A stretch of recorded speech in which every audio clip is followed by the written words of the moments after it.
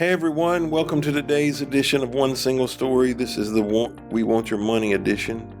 And we're in Malachi chapter 3, verses 6 through 12. And every time, I cannot think about the book of Malachi without this section of scripture. Mm-hmm. Like this, when I think of Malachi, this is the most quoted, at least in the church world of them. And so I just wanted to go ahead and confirm anybody's suspicions that we're only after your money before we started this podcast. But it says, I am the Lord and I do not change. That is why you descendants of Jacob are not already destroyed. Ever since the days of your ancestors, you have scorned my decrees and failed to obey them. Now return to me and I will return to you, says the Lord of heaven's armies. But you ask, how can we return when we have never gone away? Should people cheat God? Yet you have cheated me. But you ask, what do you mean? When did we ever cheat you? You have cheated me of the tithes and offerings due to me. You are under a curse, for a whole nation has been cheating me. Bring all the tithes into the storehouse, so there will be enough food in my temple. If you do, says the Lord of heaven's armies, I will open the windows of heaven for you. I will pour out a blessing so great you won't have room enough to take it in. Try it. Put me to the test. And, continues about how your crops will be blessed. Tithes and offerings are a touchy subject in church.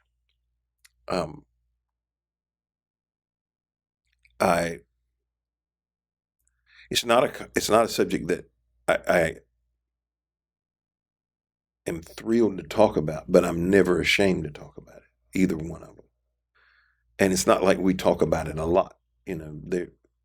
I would say it's fairly rare that we spend very much time on it. But he specifically is saying that the hindrance to their relationship with God, the ability to return here, is tied to their unwillingness to give tithes and offerings. So how important, in your opinion, are tithes and offerings in our relationship with the Lord? I would say very. I think not only is it a reflection of our relationship with him, but duty and trust. I mean, our relationship with him is that we love him and that we should want to obey him. He's given us this thing to do amongst other stuff, which is our tithe. And he even uses the word, what is due to me, up here. Right. What verse was that? Oh, yeah, verse 8. Tithes and offerings that are due to me. So I'm definitely a tithe person. Anything above and beyond that is what I would consider that New Testament talks about being generous. At least that's just my stance on it. But because if we aren't giving those things to the church as we are instructed to do and that we should be wanting to do, I mean, that can hinder what the church is capable of doing. Now, don't get me wrong, God can pour anything he wants to, and he can bring it through different avenues, but first of all, he wants our heart and our obedience, and he wants us to participate in his plans. And I think that when you withhold that from the church, not only does it disrupt your relationship and trust with God, but it lessens the impact that you or your church can have on the community near or afar. As we were talking about earlier in Malachi about living in obedience to God and to our spouses and whatnot, I think of that analogy of the spouse again, and how the people saying that, like, we've never left, we've lived here, we still live here, and what makes, part of what makes you and your spouse, is in covenant is that you obey each other. It's not just the fact that you live together, right? You live in obedience to one another, and you live to serve the other. And I think that with our relationship with God, we're not just called to go to church or just to be in our Bibles, but that it is something that we're called to do is in obedience that we give, that we serve. And I think that it's an important part of our relationship with God, and another way that we can live in obedience to him. And I don't think that we should just miss out on that opportunity to live in obedience to him. I saw a quote recently by a pastor that I follow And he said, the tithe was created for your benefit, not for God's.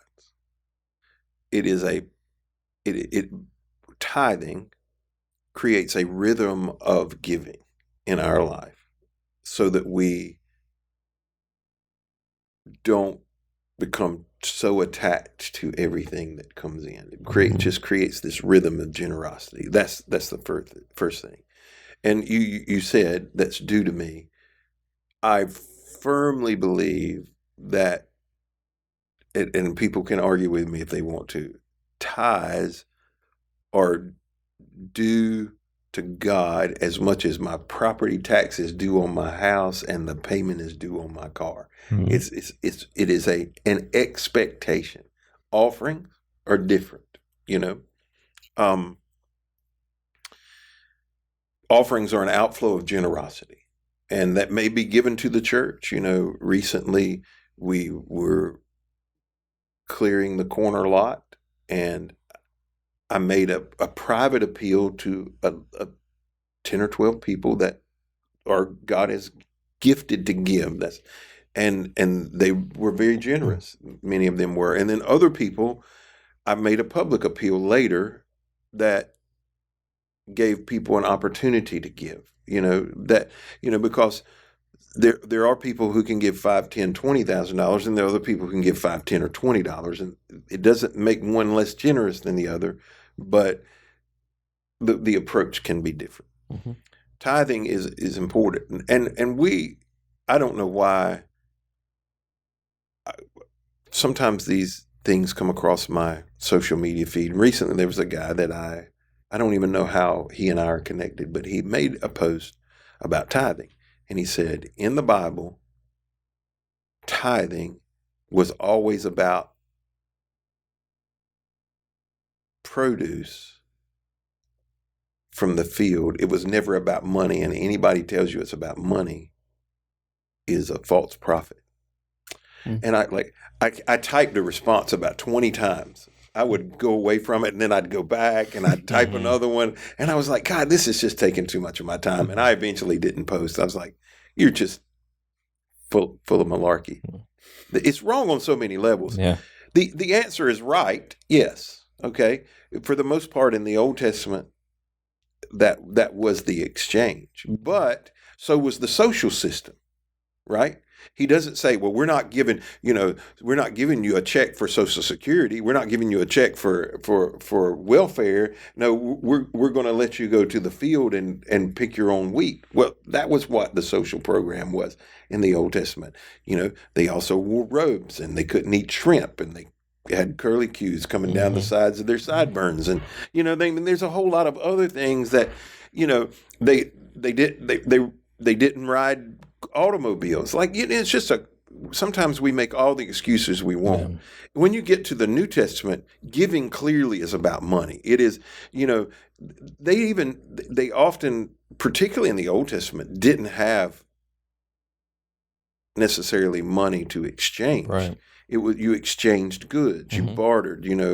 I raise wheat, you do tapestry. I need curtains for my house. I'm going to give you some wheat for it. Does that mean you got to pay in wheat when you go to Walmart? No, they ain't going to take it. It's money. It's just a different thing. And the way I see it is,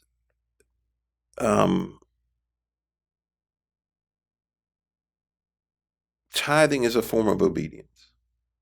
And there are two things I tell people about tithes. One, I never want to be in a place that I tell God, I know better than you do. This is mine. I earned it. It's not. The second thing is, I have been in places where not only was I not making any income, I was losing money. I don't mean I was spending more than I was taking in, but I was a business owner and I wasn't taking a paycheck, and it was costing me, I was going in debt to keep the business open. And I couldn't pay tithes. What do you do? Pay tithes on a loss, on how much debt you went into? No, you can't do that. And I said, and this is how I feel about taxes too, because just last night, I opened all of my property taxes. it hurt my feelings, to see. But the opposite side of that is I'm also blessed to have something to pay tax on. Mm-hmm. And that's the way I feel about tithing. I'm thankful that I've got something to tithe on. I'm thankful that I have the ability to be generous, because the opposite of that, I've been there. It's a terrible place to be. And, he equates not paying tithes to robbery and cheating God. And, if, this is, and I get it. I know there's a tension present, because there are abuses there are abuses in local churches. I see it where there's opulence and extravagance and pastors who are living way up here and people who are supporting them are way down here. Mm-hmm. I understand that I understand that's a problem. But for the most part, let's be honest, that's not the case in most churches. That's just not. Out of the hundreds of thousands of churches in the United States of America, that the overwhelming percentage of them are not, Right. extravagant. Their pastors aren't flying private jets and wearing, we see those. I don't know are y'all familiar with preachers in sneakers and prophets in watches? Mm-hmm. Yeah. Okay, so y'all are familiar? Prophets and watches I have not heard about. Yes, the prophets and watches is one I see the most. And listen, I got to be honest with you, they turn my stomach. Mm-hmm. Like there's a guy that's on there every week, and I'm hoping he's on a rental program or a subscription program where he goes in and gets a different one every week. But he's got every watch he wears is from $100,000 to $250,000, and it's a different one every week. And I'm like, holy smoke. Yeah. I see you over there, Daniel, looking up prophets and watches. Are you familiar with prophets and watches? Okay, preachers and sneakers. Yeah. And so I got on a pair of sneakers. His watch. That's why he has a new watch every week. I don't understand. Like that. I'm not saying you can't be wealthy. Okay. But if my sole source of income, and it's not, but if my sole source of income is what the people give, and I'm wearing a $150,000 watch on my arm, I have questions about a $150,000 watch to begin with. Mm-hmm. But if that's the deal, then I understand why people would have questions, why you would resist.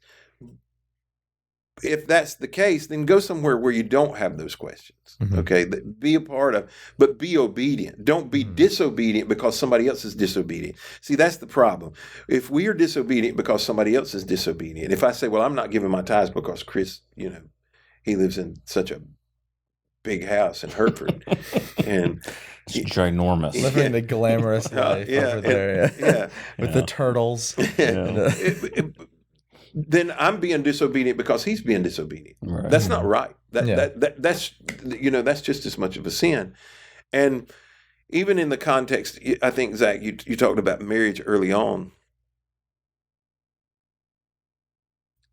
In marriage, there are times it's easy to give, and there are times it's not easy to give. Correct? I mean, you guys are married, and your spouses would say the same thing back, right? But it doesn't preclude you from needing to give. Right. And if you stop giving long enough, you may still be married, okay? Because I can not tithe and still be saved.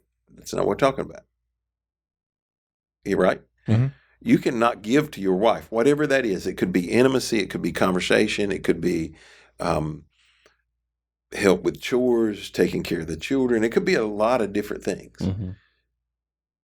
You could withhold that and still be married, but the relationship's going to suck, right? Sure. At some point, it's going, and eventually you may be unmarried, and so have you had any experience where you realized tithing was the thing that was holding you back? Well, in my, I'm going to say late 20s, I finally committed to actually tithing. And it was a working up to it, but then I just finally said, you know what, I'm going to do the whole thing. And it was in the times of job changes and financial struggles and stuff that I was actually able to see where God came through and supplied for me because I was continuing to be faithful in that area. And then getting to an area where you're tithing and then you're able to give beyond that is a very joyful thing. So Yes. I've had some of those experiences, and it was a really cool story that my youngest son just called me up, and he's like, I just want to share this with you. And it was like that, where you're tithing, you're doing the Lord's work, you're going and doing things where your income's not very predictable and things were getting tight. And then all of a sudden he got this really nice blessing that he wasn't asking for, that he wasn't expecting from anywhere. And he's like, I wanted to tell you about it. I was like, son, those are the stories that remind you how faithful God is to you throughout the years. I think for me, with young children and babies and diapers and formula and all the expensive stuff, there have been times when I'm like, where we've like taken a break from tithing, and it always makes me feel like really like icky. Like I feel like just like it almost like makes me like sick to my stomach, because I'm like, I know that I don't have enough money right now. Like, but I will say though, like whenever I am tithing, like whenever I'm in seasons of tithe, whenever I'm able to tithe, like God has always provided, and I'm always worried, like, gosh, like 10% is a lot of money, like even when like, you're at a restaurant, like, oh, I'm gonna have to tip on top of this, and it's like that's a lot of money, and with tithing, yeah, 10%, that's a lot, if tithing meaning 10, but I've always found that like money comes from unexpected places, or even the money that we have stretches so much further than I could have ever imagined. And so if people out there are worried about tithing, or think that I don't know if I have the capacity to do this, there may be times, like Steve was saying, there may be times when really it's a difficult season. But even in the seasons when I've been like, am I ready to do this? When I make the commitment, God provides in ways I never could imagine. I'm a firm believer that 90% is always more than 100%. That's my opinion. Yeah. And it's always, because it's like this. I would rather have 5 loaves and 2 fishes in the hands of the Lord than a boatload of fish in my hands, because it's gonna come out better always. Well, thank you for joining us today on this edition of One Single Story. I hope you'll be back tomorrow as we finish up our conversation around the book of Malachi.